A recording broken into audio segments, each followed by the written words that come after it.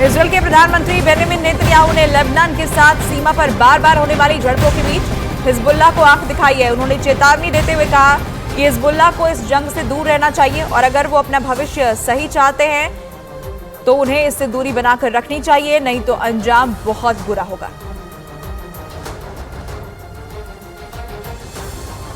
कि अगर वो इजरायल के साथ युद्ध करता है तो ये उस पर और लेबनान पर अकल्पनीय तबाही लाएगा। हिजबुल्लाह लेबनान को एक व्यापक युद्ध में घसीटने का जोखिम उठा रहा है।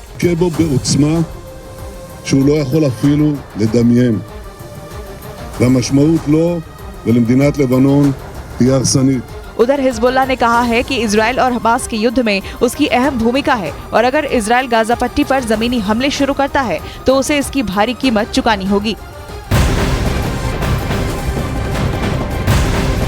इजरायल की यालम यूनिट ने बड़ी कार्रवाई करते हुए हमास के एक आतंकी मंसूबे को फेल कर दिया। दरअसल इजरायल ने हमास के लड़ाकों के 1000 से ज्यादा हथियार जब्त किए हैं। दावा ये किया जा रहा है कि स्कूली बैग से भारी मात्रा में गोला बारूद भी बरामद किया गया है।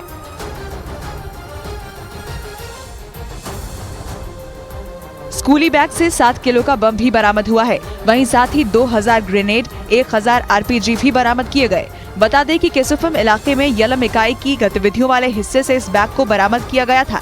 जांच में पाया गया कि स्कूली बैग को एक टाइमर के साथ सील बंद कर दिया गया था। गाजा में इजरायली सेना के हमले रुकने का नाम नहीं ले रहे हैं। रविवार को भी इजरायली सेना ने यहां मिसाइलों की बारिश की, जिसमें गाजा की एक मार्केट तहस नहस हो गई। प्रत्यक्षदर्शियों की माने तो सायरन के बजते ही मार्केट में भगदड़ मच गई। जान बचाने के लिए लोग इधर उधर भागने लगे। इतने में ही एक मिसाइल ने शरणार्थी कैंप को निशाना बना दिया और देखते ही देखते कैंप मलबे में तब्दील हो गया। स्वास्थ्य मंत्रालय की रिपोर्ट की माने तो गाजा में मरने वालों की संख्या 4500 से ज्यादा पहुंच चुकी है। वहीं 14000 से ज्यादा लोग जख्मी हैं। मिस्र और गाजा पट्टी के बीच रफा क्रॉसिंग पर राहत सामग्री की डिलीवरी के दौरान गोलीबारी शुरू हो गई, जिसके बाद डिलीवरी को रोक दिया गया। जानकारी के मुताबिक मिस्र की ओर से दूसरे राहत पैकेज के काफिले की क्रॉसिंग के प्रवेश के तुरंत बाद गोलीबारी शुरू हो गई थी, जिसके चलते तेज तेज सायरन बजने लगे। तभी डिलीवरी रोक दी गई। युद्ध की घोषणा के बाद गाजा पट्टी के लोगों को बाहर निकलने के लिए सारे रास्ते बंद हो गए थे। गाजा पट्टी से बाहर निकलने का रास्ता राफा क्रॉसिंग था, जिसे मिस्र ने बंद करके रखा था। फिलहाल राहत सामग्री के लिए इसे खोला हुआ है।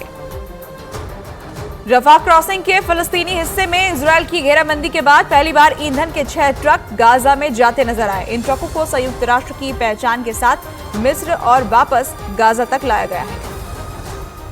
मीडिया सूत्रों के हवाले से खबर है कि फिलिस्तीनी शरणार्थियों के लिए अगले 3 से 4 दिन में गाजा में ईंधन खत्म हो सकता है। ऐसे में ईंधन के बिना रोजाना के कामों में परेशानी आ सकती है।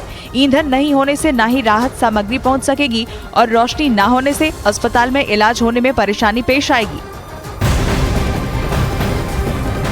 इजरायल और हमास के बीच जंग जारी है। इजरायल लगातार गाजा पट्टी में हमास के ठिकानों पर हवाई हमले कर रहा है। इजरायली सेना ने गाजा पट्टी के चारों ओर डेरा डाला हुआ है। रविवार को भी इजरायली सेना की बारूदी बारिश जारी रही, जिसके बाद गाजा के कई इलाकों में कोहराम देखा गया। रविवार को इजरायल की सेना ने गाजा के कई इलाकों पर एक साथ बमबारी की और रॉकेट से अटैक किया, जिसमें कई लोगों की मौत की खबर है।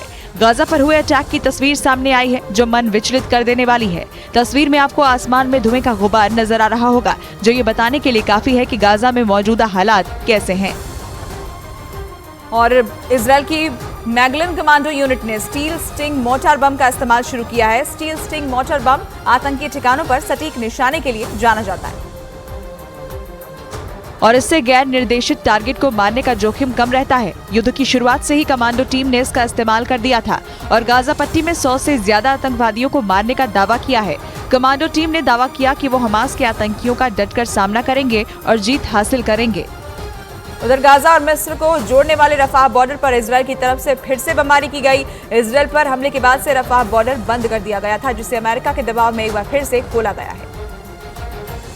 और इजरायल की सेना को डर है कि उस रास्ते से हमास के लड़ाके भाग सकते हैं। इजरायल की सेना की तरफ से रफाह बॉर्डर पर एक बार बमबारी की गई, जिसका वीडियो भी सामने आया, जिसमें बॉर्डर के नजदीक बमबारी के बाद आसमान पर धुआं दिखाई दिया। सामने आए एक और वीडियो में रफाह बॉर्डर के करीब कई खाली ट्रक वापस लौटते भी दिखाई दिए। ये वो ट्रक है जो बॉर्डर खुलने के बाद उस पार सहायता सामग्री लेकर गए थे। इजरायल पर हमले के बाद रफाह बॉर्डर को बंद कर दिया गया था। और उधर अमेरिका के विदेश मंत्री एंटनी ब्लिंकन ने एक बार फिर गाजा में लोगों तक मदद पहुंचाने की वकालत की और वहां के लोगों के लिए पीने का साफ पानी पहुंचाने के लिए कहा। हमास के खिलाफ जंग में अमेरिका इजरायल की मदद कर रहा है। और पिछले दिनों इजरायल ने हमले के बाद गाजा की बिजली और पानी लाइन को बंद कर दिया था, जिससे वहां के लोगों के सामने पीने के पानी की किल्लत हो गई थी। इसलिए अमेरिका ने अब इजरायल से गाजा के लोगों के लिए पीने के साफ पानी की व्यवस्था करने को कहा है। अमेरिका के विदेश मंत्री ने एक बयान में कहा कि ये सुनिश्चित किया जाए कि गाजा के लोगों को पीने का साफ पानी मिलता रहे। साथ ही अमेरिका ने गाजा के लोगों के लिए ईंधन की व्यवस्था भी कराई, जिसके लिए रफाह बॉर्डर को खोला गया।